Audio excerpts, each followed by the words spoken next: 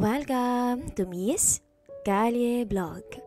Samahan niyo po akong pakinggan ang istoryang ibabahagi namin sa inyo. Han, pwede mo bang matingnan yung shower nila Christy bukas? Nagpapatulong magpahanap ng tubero dahil napakalakas daw ng tagas. Ang request ni Missy sa akin habang nagsasampay ako ng mga binanlawan niyang mga labada isang Biyernes ng gabi. Kapitbahay lang namin si Christy. Nasa edad 28 na siya at may asawa na nagtatrabaho bilang OFW.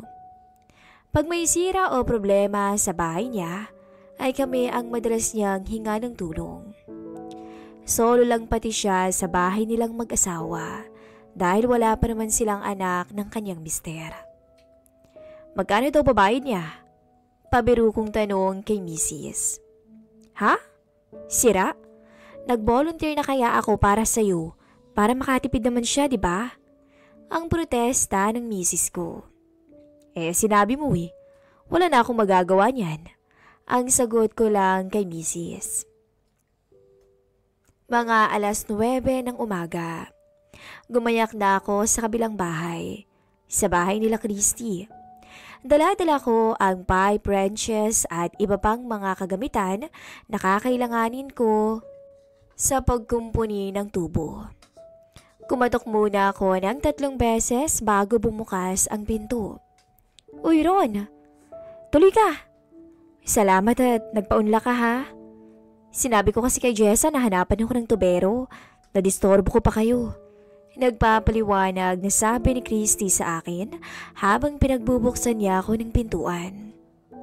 Okay lang yun Christy. Wala namang anuman yun. Hindi ka naman naiba sa amin ni Mrs. Sabi ko naman.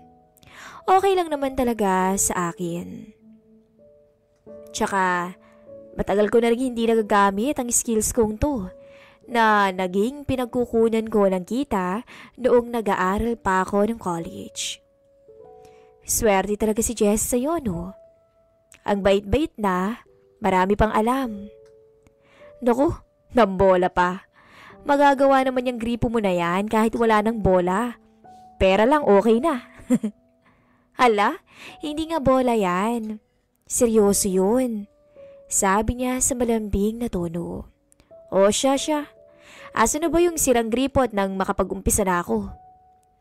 Umakyat kami ni Christy sa second floor ng bahay nila at pumasok sa isang pinto sa kanang bahagi ng second floor. Maliwalas ang loob ng kwarto. Masasabi talagang alagang babae ito. May king-size bed sa kanang dingding. Isang aparador naman sa kanang bahagi pagpasok mo ng pinto paharap sa paanan ng kama na may malaking salamin sa gitnang bahagi at sigurado kung makikita mo ang sarili mo kahit nakahiga ka sa kama. Dinala ako ni Christy sa kabilang pinto ng kwartong yun. Sa gawing kaliwa, eto na pala ang bathroom nila. Malaki rin ang bathroom nila. May bathtub pa to sa paanan ng shower. May smoke glass door din para sa CR. At sa kanan naman, isa na namang sliding smoke glass door para sa shower at bathtub. Pinakita niya sa akin kung saan tumagas ang tubig. Habang inaayos ko ang sira, ay panay naman ang kwento ni Christy sa akin. Hanggang umabot nga kami sa usapang kama. Medyo tinupok ako ng aking kahinaan sa usapan namin. Kaya tinanong ko siya if kailan ba ang huling video call nila ng mister niya. Ang sabi naman niya, nung last week pa raw, dahil nga raw palaging overtime ang kanyang hobby, kaya kailangang mag-catch up sa tulog. So medyo tuyo pa lang balon natin ngayon. Bigla ko na lang natanong sa kanya. Ewan ko pero nabigla din ako sa tanong kong yun. Siguro dahil medyo nadala na rin ako. Hindi kaya palaging kang may tubig ang balon, wala lang umiikib. Pinalo niya ako sa aking balikat at sabay hagalpak ng tawa. Nagulat din siya sa sagot niya at medyo natahimik kami sandali pagkatapos nun. Maya-maya, una siyang nagbitiw ng makahulugang tingin sa akin. Tsaka lumabas ng kwarto. Ipagtitimpla lang kita ng juice ha. Tuloy mo lang. Narinig kong sabi niya habang pababa siya ng hagdan. Pagbalik niya, medyo natapos na rin ang gawa ko. At unti-unti na akong nagliligpit ng mga tools ko. Sinabi niya sa akin na nakahanda na ang merienda ko sa baba, kaya sabay na kaming bumaba.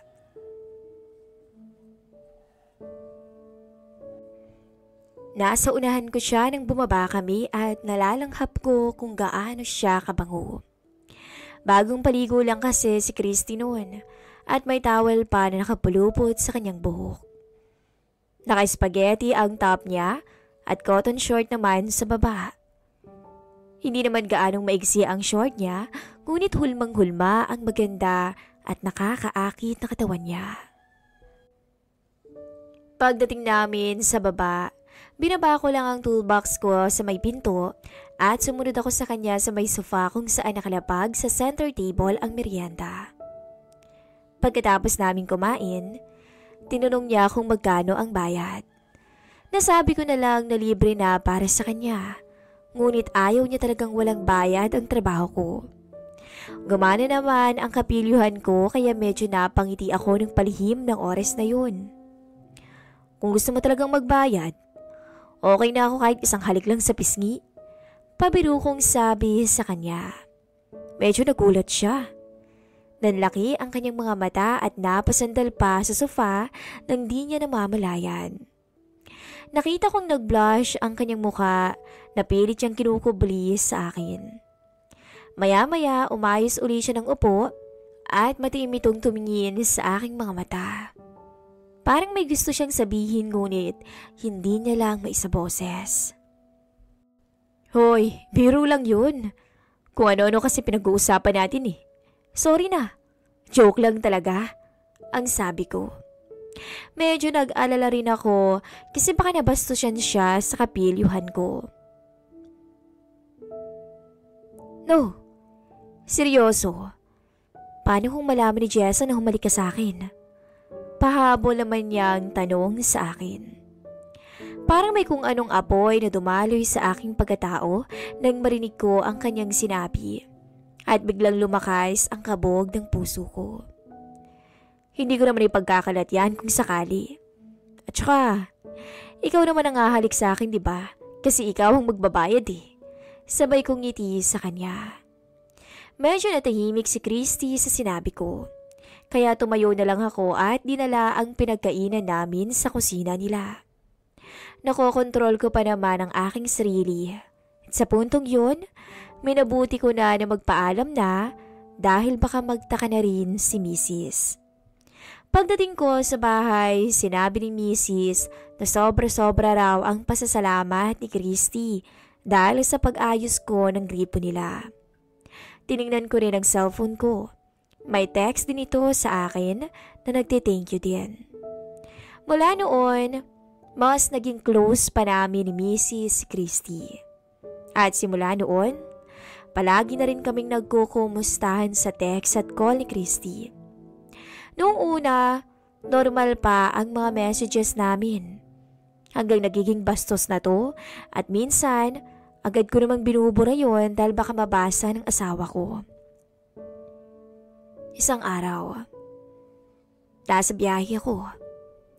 Tumawag siya sa akin noon at laking gulat ko na gusto niyang makipagkita sa akin. Sinabi ko sa kanya na nasa biyahe ko noon ng Iligan City at Friday pa ako makakauwi. Dahil hindi pa nga ako makakauwi, sinabi niyang siya na lang ang pupunta sa akin. Sinabi ko sa kanya ng mga nasa 3 oras din ang travel time mula CDO to Iligan, pero okay lang daw sa kanya.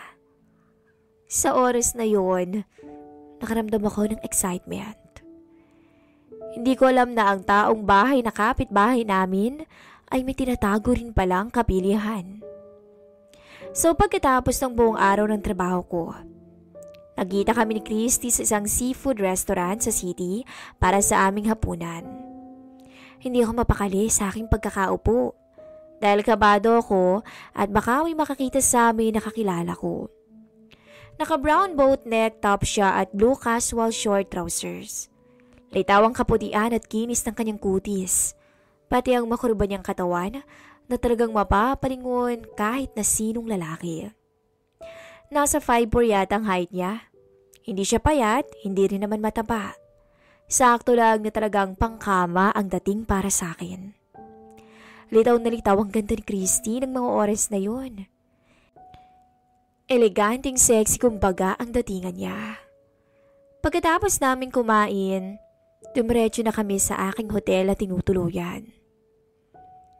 Sa sasakyan pa lang, parang lalagnatin na ako sa kaba at excitement dahil alam kong lulusong kaming dalawa ng maganda kong kapitbahay sa isang kumunoy ng kasalanan na kung hindi kami mag-iingat na dalawa ay malaking gulo ang kahahantungan. Ngunit pareho na kaming uhaw sa isa't isa, kaya go with the flow na lang muna. Ika nga. Pagkatapak pa lang namin sa loob ng kwarto ko, ay gigil na sinuyo ko agad ng halik ang kanyang labi. Sabay unti-unti niya akong inihilas sa kama. Halos maganda yupi-yupi ang mga labi namin sa tindi ng palitan. Akala mo kami bagong kasal na sabik sa bawat isa. Hanggang sa namalayan ko na lang ang pagbaksak namin sa higaan. Ilang minuto rin nang bigla niya akong tinulak at sinabing, "Mister, shower muna ako ha. Medyo nahagard ako sa biyahe." Sabay ngiti niya sa akin.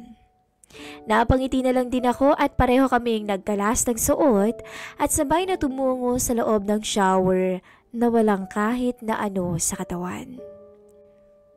Tinimpla ko muna ang tubig upang maging maligamgam to at una siyang tumapad sa shower.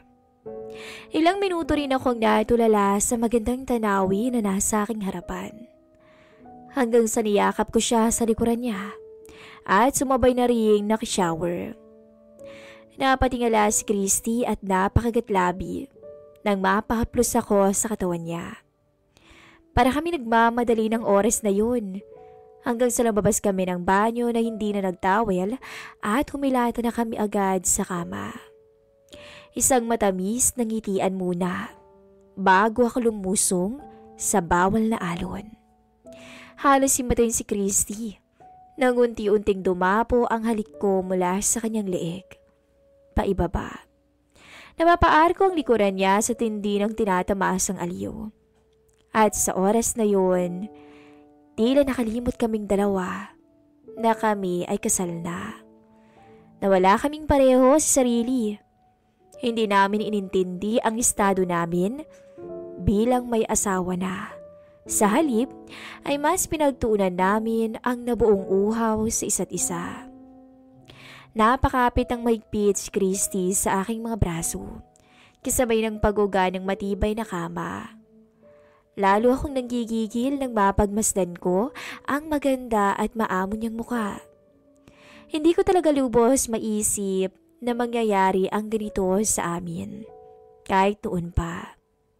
Napayakap ng mahigpit si Christy sa akin at saka siya bumulong at inamin na higit na nakalalamang daw ako sa mister niya pagdating sa kama. Napangiti na lang din ako dahil sa tingin ko, totoo ang sinabi niya dahil halos mabaliw na siya ng mga oras na yun. Mga ilang oras pa, parehas na kaming hingal at bagsak sa kama. At di pa rin mawala ang ngiti sa aming mga mukha. Muli ko siyang binigyan ng isang matamis na hilik bago humilata sa kanyang tabi.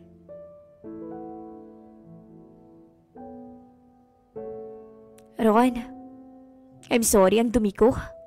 My gosh." Yumakap to sa akin at umiyak. Nawala tuloy ako sa wisyo sa panahon na yun. Nalito ako bigla sa naging reaksyon niya. Napatanong tuloy ako sa kanya kung okay lang ba siya. O baka may time na nagsisisi siya o kaya naman ay sumama ang loob niya sa ginawa namin.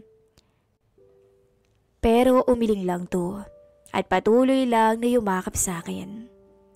Matapos ang ilang minuto, hinayaan ko na lang siyang makatulog. Habang mahimbing siyang natutulog, pinunasan ko siya ng medyo warm towel, tsaka ko siya kinumutan. After kong mag-shower, tumabi na rin ako sa kanya at natulog. Mga 2:00 ng umaga, nagising ako sa isang pagbukas ng pinto. Madilim ang buong kwarto kaya ang ilaw lang ng banyo ang nagpailaw sa silid. Lumabas si Christy at nakatapis lang ng towel. Unti-unting lumapit to sa akin habang nakangiti. "Game ka pa?" Sabay tanong niya sa akin nang makitang nagising ako. Napatango na lang ako at tila muling tinupok ng mapanganib na apoy.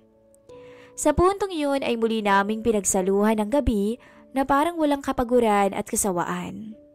Matapos noon ay natulog din kaming magkayakap.